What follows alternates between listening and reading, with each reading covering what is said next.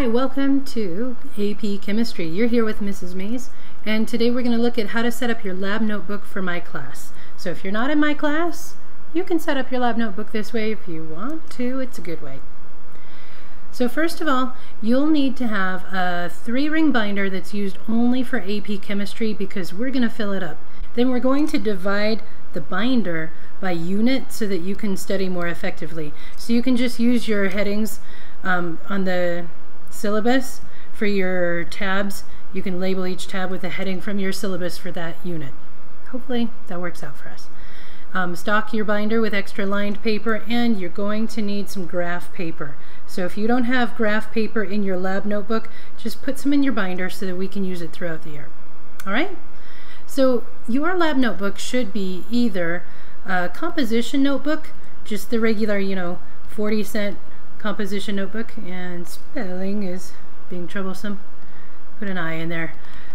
Or it can be the Carbonless Copy Student Lab Notebook. So here's a composition notebook, and that's what the Carbonless Copy Lab Notebooks look like. They cost about $10 to $15 if you get one like from Amazon.com or whatever. If you want to take it on with you to college, or you don't like giving your notebook to a teacher because then they keep it forever, then get the Carbonless one. On the outside, you need to have your name, your class name, and your teacher's name. On the first page, you have a title page, so don't put your table of contents here. Put your name, the class name, the teacher's name, Vista Ridge High School. Make it like a title page, like when you open a book to read. And then after the first page, you can put your table of contents, where you label the lab name, what pages it's found on, and the date. Please don't make a table of contents for each lab report. Like, I don't need to know what page your hypothesis is on. I just need to know where to find the lab that I'm looking for. Okay, got it? So what else is going to go in there? Of course, you need the purpose, which is the statement of the problem that you're trying to solve. The variables are where you're going to write out the factors that influence the outcome of your results. Variables come in 2 styles. You have the independent variable, which is the thing that you change, and the dependent variable, the thing that you measure. And then you can write the question using those variables you've identified. Like, how does what I change affect what I measure? Like, how does adding fertilizer affect the height of my tomato plants? Then a prediction is where we're going to describe what types of measurements we expect to see as a result of the experiment. So I wouldn't just say the tomato plants will grow better with fertilizer. I would need to say something more specific, like that the tomato plants will grow taller and have more tomatoes on them when we apply fertilizer. Then the hypothesis is the answer to your experimental question based on the theory that you already know. So if I had fertilizer to tomato plants, then the tomato plants will grow taller because fertilizer contains necessary nutrients for plant growth. That would be an example of a hypothesis. Also in your notebook, you'll have a list of materials. Remember to describe what quality of materials you want and quantity, or what type of materials you're using. So don't just say we're using acid. What type of acid? In the procedure, please summarize. Do not recopy in 1 or 2 paragraphs what the procedure is, and assume that the reader is knowledgeable, so you don't have to tell them first put on your goggles. And in your data, you'll use tables to organize numerical data, and you'll write sentences or phrases for your observations, which should be thorough and descriptive. Even if I don't tell you to write observations, that should be a given. You're going to write observations for every lab that we do. You'll also need, most of the time, to write out the balanced chemical equation for whatever reaction is happening in the lab. Your analysis portion will include all of your calculations that you have to do, like especially for your statistical analysis. In addition to solving any post-lab questions or follow-up questions that are included in your lab handout. For your conclusion, you'll need a minimum of 3 paragraphs. They do not have to be long paragraphs, but your first paragraph should include the average of your dependent variable, plus or minus the standard deviation, and the percent error.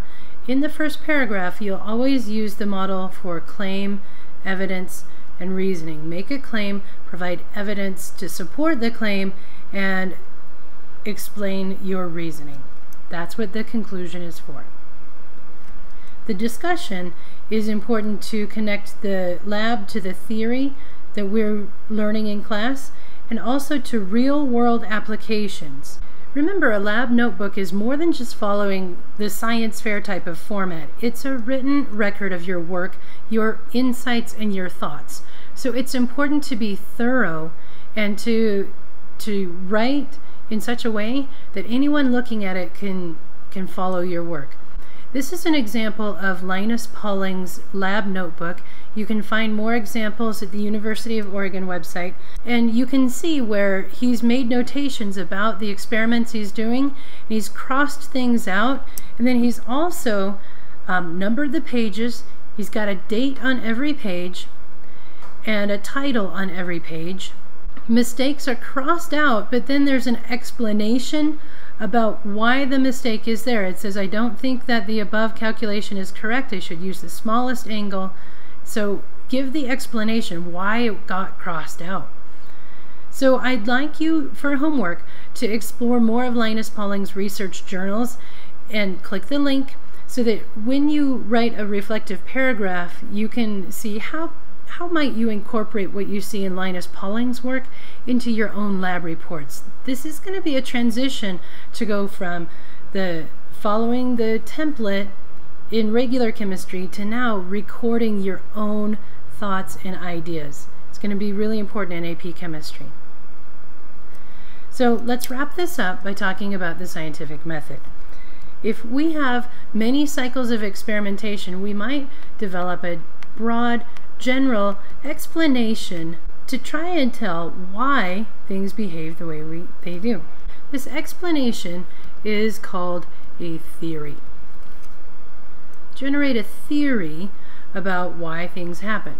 On the other hand, if we notice a regular pattern of observations, that time after time we keep seeing what happens, we notice how things behave in different systems, we can summarize the pattern that's observed with a law. Like the law of gravitation helps us to summarize that when we throw something in the air, it tends to fall right back down to the ground. Laws are summaries of observations, and they'll always tell us what is happening, but they're not good at explaining why it happens. It just tells what happens. But a theory is supposed to have a predictive value. In other words, for a theory to be any good, we want to know if it can forecast new behaviors. Can we use it to sort of tell the future? If a theory is good at explaining why things happen, then the prediction would work out. But if the prediction is wrong, then the theory must either be modified, or in some cases, the theory might even be discarded completely. So theories answer the question, why? Why does something happen? A law answers the question, how? So that's our quick summary about the scientific method and what I'm looking for in your lab reports.